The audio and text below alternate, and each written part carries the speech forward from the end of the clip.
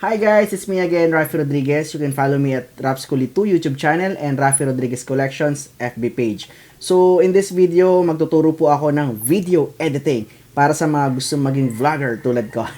So ayan po, basic na basic lang po ang ating ituturo sa pagiging vlogger. Mag-start muna tayo sa basic video editing. Okay? So importante na matutunan natin yung pinaka-basic na to, which is yung cut to cut, yung pag-import ng file, tapos yung basic video rendering. So, eto na po, ituturo po natin to sa video na to.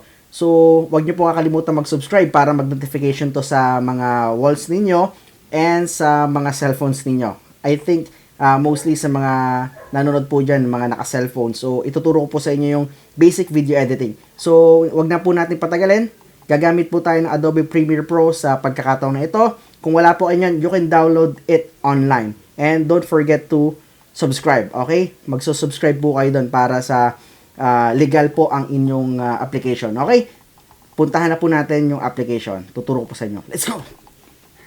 Okay, so para sa basic video editing, ang gagawin natin, open natin yung Adobe Premiere Pro. Tapos, itong click nyo itong pagka-open, click New Project. Okay, click. Tapos, pangalan natin ng Basic Editing. Yan, Basic Editing. Tapos, Capture Format, HDV, High Definition Video. Then, click OK. So, wait natin na lumabas dahil mabagal ang PC. Ayan. So, lumabas na. Makikita nyo po itong source panel, project panel, timeline, and itong assembly natin, itong program panel. Since na-open na natin ang Premiere Pro, paano ba maglagay ng video file? So, pwede po natin gawin to. Click mo yung file dito sa lower left corner ng application, then import or Control-I for the shortcut key. Tapos, ayan. And, punta tayo dun sa ito to. Okay, so ayan ang file natin. Pwede halimbawa, isa lang ilalagay natin. Pwede rin yan. Click Open. Or pwede mong gawin, minimize yung application. Okay, minimize the application. And then, click mo yung folder file na gagamitin mo. Tapos, click and drag and drop dun sa application.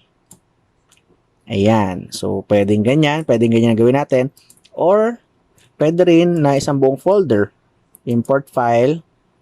Tapos, itong buong folder, pwede yan i-open dyan sabay-sabay.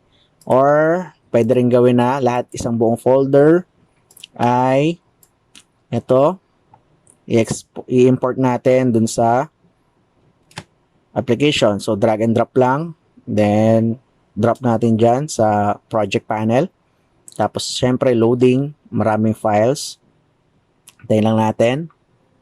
And yan. So, natapos na. Buksan natin tong DSLR files. Itong folder na nilagay ko. So, lahat ng video nandiyan dyan na. Okay. So, hindi pa po tayo pwede mag-edit dahil kulang pa po tayo. So, syempre, gagawa tayo music video for the basic editing. Maglalagay tayo ng audio file. So, ganun din gagawin natin. Import. Hanap tayo ng audio file. In this video, gagamitin itong kanta ni Desaro X Da Loca, Inside Your Eyes. Ayan. Pwede natin open or drag and drop. Minimize, then drag and drop doon sa Premiere Pro. So, ayan. Ganyan lang po kadali ang maglagay ng mga video and audio files. Tapos, hindi pa rin pa tayo pwede mag-edit kasi wala pa tayong timeline. So, yung timeline, dyan natin i-assemble yung audio and video natin. Okay, next. Paano magkaroon tayo ng timeline? So, ang gagawin natin sa timeline ay new, napito new, tapos sequence. Ayan. Shortcut niya, Control-N. So, hindi natin siya muna i-click. Gagamitin natin shortcut button. So, ayan. Click nyo po dito sa timeline. Then, Control-N. Pagka Control-N nyo, lalabas yan. Tapos, check nyo tong mga HDV. Since naka-HDV format tayo, ito gamitin natin. 1080 to 1080p, 30 frames. Okay? So, ayan basic lang po yan. Tapos, kung gusto nyo pangalanan, yung sequence name, basic. Hindi kayo nalilito. So, then, click OK. So, ayan, meron na tayong timeline. Since may timeline na tayo, pwede na tayo mag-assemble ng video. Okay? So, ang gagawin natin, para mapag-start tayo ng ating music video, unahin natin tong music muna. Mahalaga yan, ha? Okay? Tapos, to play the music, ang gagawin mo ay click space. So, ayan. Space ulit to stop. Or, pwede rin naman, itong play button dito, play stop toggle space. Ayan o, shortcut niya space. Yung play stop toggle po natin. Click yan. Play and then stop. Click ulit. Okay, so alam nyo na. And then, eto namang cursor po natin tong marker na to. Ayan, ayan yung magsisilbing palatandaan natin kung saan mag-start yung play button natin. Halimbawa, space natin. Ayan. Kaya siya mag-start. Space button po yung clinic ko. So, ayan, balik natin sa start, sa unahan. So, maglalagay tayo ng video. Double click. Tapos, pwede natin siyang drag and drop. Kaya lang, pag ginawa natin yung kasama yung raw audio niya. Okay, so, ayan. So, pag nilagay mo siya dito sa V1 at A1, mapapatungan yung base audio natin. So, ganyan na mangyayari. Pag play natin, space. Magpi-play niyan yung raw video and raw audio. And then, follow na itong base audio natin na gagamitin sa music video. So, mali po yun. Ang gawin natin, Control-Z. Okay, Control-Z para mag-undo. Tapos, pwedeng double-click. Ayan, sa lalabas siya dito.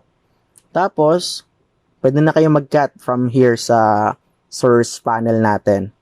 So, ayan, halimbawa, ito. Kukunin ko tong file na yan. Nagustuhan ko siya sa part na to. Tapos, pwede mong pindutin yung mark in or I. Control. Yung I natin ay yung shortcut key. Tapos, eto. Ayan. So, dito ko siya ikakat. So, dito yung katapusan ng video na ikakat natin. So, pwede na shortcut key na mark out. O. Tapos, click mo to. Drag video only para video lang. Or kung itong idadrag mo, music lang siya. Tandaan mo, pag music, huwag mo siyang ilalagay dito sa sa A1. Dapat sa A2 lang siya kung sama yung raw audio. But since music video gagawin natin, eto lang. Etong icon na to. Yung parang film. Ayan. So, drag video only. Ayan. Okay. So, since hindi mo masyado makita dahil maliit, punta ka dito sa babang scroll bar. I-drag mo lang to para lumaki. Ayan. Okay. So, lagay natin dyan para sa simula. Then, play. So, hanggang doon lang po tayo. Tapos, second video natin. Gagawin natin ulit. Maglalagay tayo ng ganyan. Second video. Kung I po natin, I. Then, O. So, ganyan lang. Drag ulit. Lagay dito sa, drag and drop dito sa timeline. So, ayan. Balik tayo sa unahan. Hit space. Okay. So, masyadong mahaba. Paano nga ba mag-cut? Pwede nyo gawin para mag-cut kayo ng video ulit. Ay, ito. Punta kayo dito. Click nyo to. Tapos punta kayo sa pinaka-corner nya. Tapos drag nyo siya kung hanggang saan nyo gusto. Yung cut. So, dahil gusto ko din sa part na to, ayan. Or, pwede rin naman, Control-Z Control-Z tayo para mag-undo. Okay, yan. O, pwede nyo ilagay dito yung marker. Tapos, click nyo tong blade. Razor tool. Ang shortcut niya, C, para mag-cut. Then, click. Ayan. Tapos, balik tayo sa V. Selection tool. V. Ang selection tool po natin, ayan, para ma-transfer nyo yan. So, hindi natin to kailangan. Click delete. Ayan. So, play. Yan lang po kadali. Again, ulitin natin. Kuha tayo ng file. Next video file natin. Ito. Ayan. Itong part na yan. I. And then, hanggang dyan. Tapos, O. Tapos, drag and drop. Okay. then play button. So, ganyan lang po kadali ang maglagay ng video and audio natin. So, basic editing lang po tayo. Ang gagawin natin, simpleng cut to cut lang po ang ating gagawin. Okay? So, yan, para mapalit yung file, kakat natin dito, pwedeng C, ayan, pwedeng ganyan, or, pwede rin naman na click dito sa video, tapos, ayan, makikita mo yung red icon na yan sa gilid. So, pwede mo na siyang i-cut ng ganyan. Or, pwede rin dito sa source panel natin, pwede mo na siyang i-cut dyan. So, meron tayong tatlong paraan para mag-cut ng video sa Premiere Pro. Okay? So, itutuloy na po natin. So, meron na po tayong nasa inyo po yan kung paano nyo pagtatagpi-tagpiin yung mga videos ninyo. So, for the meantime, ayun lang po ang ating ituturo, yung basic cut and edit ng video. So, napakarami ko pong dapat matutunan sa paggawa ng video.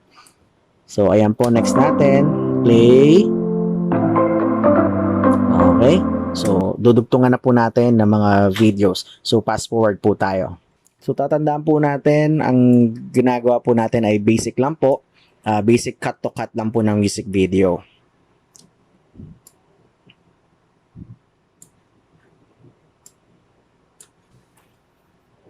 At ayan po, tapos na po natin ang video. Nagawa na po natin yung basic cut to cut. Fast forward natin para mas mabilis.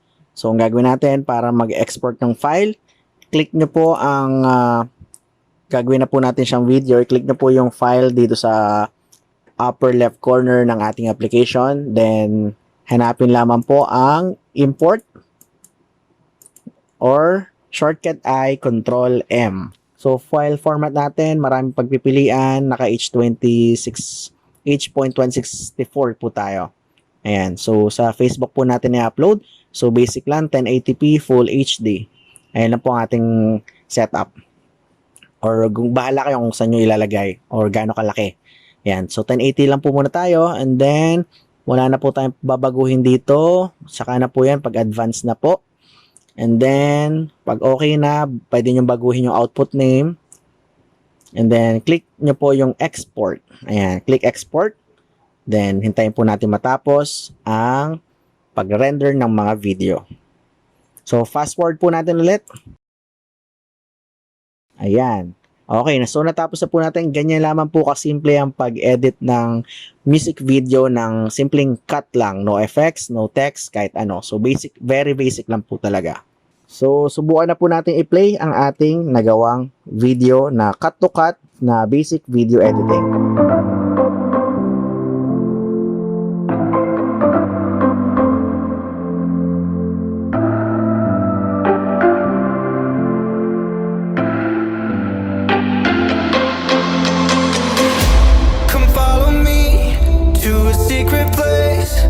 Where only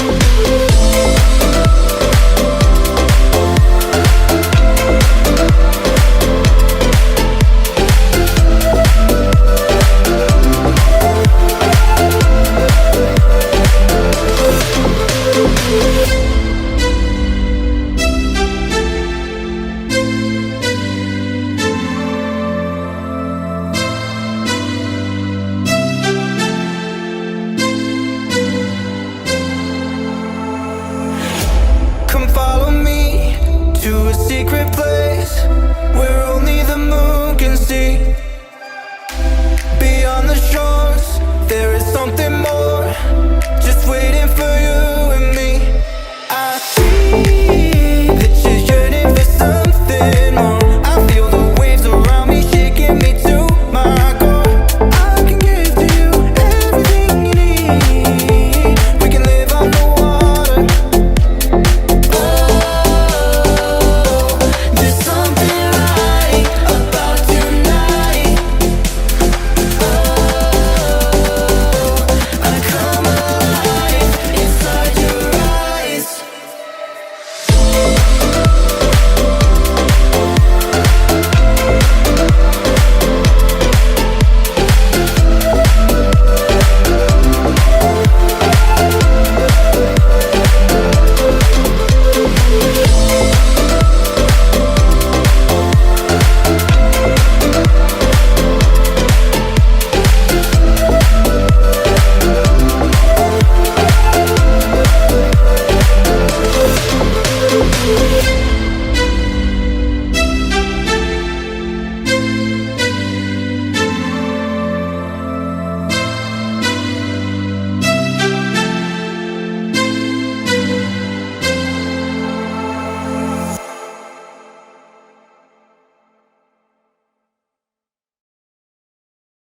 And that's it guys. I hope you like the video editing tutorial. So sa mga gusto pa matuto ng video editing, mag-subscribe po kayo dito. Huwag niyo kakalimutan na i-hit ang subscribe button or follow sa Facebook. Okay? So marami pa po tayong i-upload. Sa may mga gusto katanungan, i-comment down below lamang po ninyo at sasagutin po natin yan through video. Okay? Thank you so much for watching and have a great day. Thank you!